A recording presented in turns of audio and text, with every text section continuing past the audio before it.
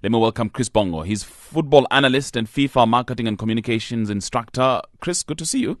Thank you very much. Are you well? I'm doing very well. Fantastic. Well, I suppose the big question really is, what is the African continent expecting from the AFCON organizers, the LOC?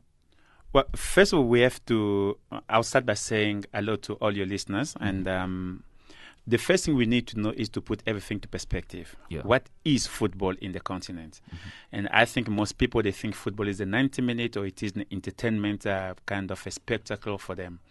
But in the continent, football is life. Football is way of life. I think in Bloemfontein they call it Siwelewele. Yeah. And once you understood that football, it is life in the continent, then you start understanding that this AFCON is not just a game.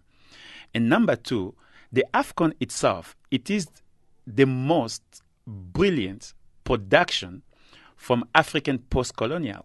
If there is something that African produced after colonization, it is actually the AFCON as a product. And they've seen it grown from 3 countries to today having 16 countries competing. And of course, many nations fighting to organize this tournament. So it is something very, very important. So once we know what AFCON is and what football represents in the continent, then you start seeing the picture what Africa actually expect of South Africa.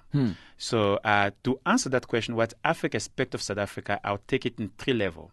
The first level is African, they're asking South African, or we can ask South Africa themselves, is, are you ready for business? Are you open for business? Because football is life in the continent, you expect team to be accompanied by the ministers and the prime ministers and the president to come to watch the team playing. While they are in South Africa, they want to do business. And are you ready for that business? That is number one. Number two, as a South African young entrepreneur or an entrepreneur or a business person, when you saw a name Cabo Verde coming out of the draw, or you saw a country like Ethiopia coming out of the draw, what triggered in your mind? You should be able, as a South African, to see it as an opportunity to say, Cabo Verde, let me find out about this country. How do they trade? What can I do in that country? Which language do they speak? By you doing so, you are learning more about your continent and learning how you can do business. So you start thinking out of the box. You're not only thinking of Kenya that you know, you're not only thinking about Ghana that you know, you suddenly start thinking about going to Ethiopia, because for the first time you actually heard about Ethiopia, it is during the AFCON draw. So in a business level, that is another thing. There is another element, which is there is a lot of perception about what South Africa is, or what South African are. The AFCON gives you an opportunity as a country to present yourself how you want to be perceived. And people are coming here. You have then to show this is South Africa, this is what we do, and this is how we are. So we associate with you. We are part of you. We are part of this continent. Remember, there is a redemption section in South Africa that need to be done in the continent, because we bid for the African World Cup. We had an African World Cup. But once the tournament itself came into South Africa, it became a European World Cup, because Africans did not felt that they were part of this beautiful event. We did not have a fan fest in Africa. We did not have immigration alleviation so that people can have easy visa to come into South Africa. So all those things happen. So African Cup of Nations, it is a big and beautiful platform that will help South Africa to showcase themselves, not only football, to showcase themselves as a nation, as a country, that this is what we are, and you don't have to perceive us, because this is our reality. But you see, the big question, I suppose, is how then do we make sure? How does the local organizing committee make sure that Africans feel welcome?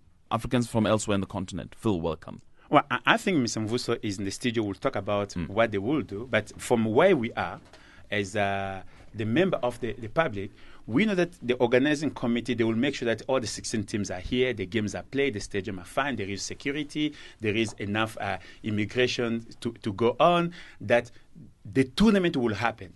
Now, the question now is, we have to turn around, put the LOC aside. As a South African, what are we doing to make sure that this tournament is a success? And one of the questions that I do ask, and I'm trying to find a way to communicate to so many people, especially the hosting country, the hosting cities, there is no reason for you to sit back and say, I am so-and-so host city, I've got so many games, and I want people to come and watch. My point to them is, you should be able to be proactive. You should go to the continent, and you should actually sell your city to the continent and tell the continent why they should come to your city. Like I said earlier on, we should not look at AFCON only as a football game. 90 minutes of the game is going to finish. But the point is, which opportunity did you use and have during the AFCON? Right. Let's welcome then in our studios at this time Mr. Mvuzo Mbebe. He is the Chief Executive Officer of AFCON's Local Organising Committee. Mr. Mbebe, good morning. Good morning, Colin, and good morning to the listeners. Thank you very much for coming through. I'll start with the ticket sales issue that's been coming through even on SMSs. People are saying tickets. Firstly, how are the ticket sales going? Well, Colin, let me apologize if my voice is not that good. As you know, I'm not well.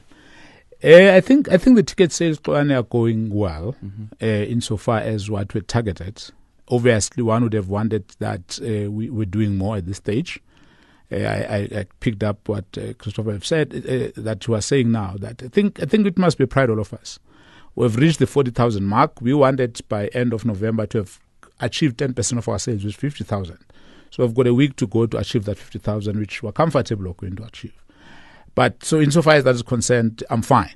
But as I said yesterday, does it excite me? No. Because I think that we have a responsibility, all of us, to make sure that we get excited. We must show that excitement by going out there. If you look at the young people that volunteered, they didn't say the LOC is looking for 5,000 as a target. So let's not go and volunteer. By the time we closed within a month, there were 26,000 young people that came up and volunteered. That showed excitement. So I think that, to me, that's the part that I'm saying that we need. All right, but let's just look at the numbers firstly. You say you wanted 10% by the end of November. Yeah. You targeted 500,000. Yes. And you think that you'll be able to get there? I think so. If we're sitting at 40,000 today, I think that month end we're going to have a big push this weekend and next weekend. We should be able to get to that. But 50,000. that's the key issue, is it not? The push. And people say we haven't seen the push. Well, I would say, Kwan, it's a fair criticism if one wants to put it like that. But I always get worried when people they say they don't see the push, because I think, as you know, if you listen to most of our radio stations, we're almost there every single day. We're having press conference every single day. We've taken adverts in various newspapers. We've taken adverts on radio. What we have not seen is outdoor billboards and TV advertising. And that outdoor billboard, it's because, as we said, it is a difficult platform for us. We're going to start to see it coming out this week. And for various reasons, the issue of TV advertising with SABC has not come out because of continuous negotiations. In fact, when I leave here, hopefully we're going to have a deal and finalize with SABC. And that is what has delayed that process. It's not that we're not in a state of readiness. So I think that in that regard, we've tried our utmost best with the limited resources that it's at our disposal. But the point about it is that there is no excitement. We're not seeing the excitement ahead of, and it's just over a month actually that's just left before the games start, and there's no excitement. Well, it's a point that I've always said it's a fair criticism. But sometimes I ask myself, we as an LOC have got the responsibility to market, right? That part I don't take away. But equally, I think the government of this country has come out several times to say that we delayed, we only got our allocation end of October, and that everybody knows that. We only knew the draw at the end of October. Everybody knows that. And in fact, our money is only going to be released now in December from government. So that's one aspect. You can say there is that. But that equally affects the cities, right? Because for you to have visibility in the various cities, you need your outdoor billboards to have been ready. Yeah. We need your flag poles to be there. Remember, we came in this thing very late. Cities had contractual obligations around those billboards. Cities had contractual obligations around those flags. To clear that process is not something that you walk in and clear it out. So yes, insofar as that is concerned, I agree. But is it an excitement? However, I would like to put it in reverse. that we have been making this call through several platforms. Sure.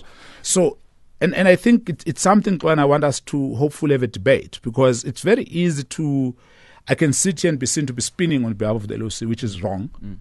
I've said it's a fair criticism that perhaps we could have done more on our part. But this part is not a part of the LOC. This part is a part of South Africa. And the problem with it, and again, the context is very important here. The problem with it is that, for instance, the guarantee that was given to host cities is that they will have, 50,000 spectators coming to their matches, regardless of whether Bafana is there. Now, without this excitement, how does that affect those guarantees? How does it affect the hosting of matches in cities? Now, that to me is the most interesting thing, Kolani. And I think that's why I want us to debate this issue and not be emotional about it. Many people said, let's use the Zambia game last week. Yeah. Many people said there was no excitement in the country about Bafana playing Zambia. We didn't see anybody. 16,956 people went to that match. Exactly. How many of those people were Zambians? More Zambians than South Africans, it is said. But where did those Zambians get the information? Because those Zambians did not come from Zambia. I suppose they got it from South Africa. That's the point I'm raising. Yeah. I can say the same things. We played Ethiopia in Rustenburg the other time. We had 11,000 Ethiopians in that game. Where did those Ethiopians get that information? Well, they don't come from Ethiopia.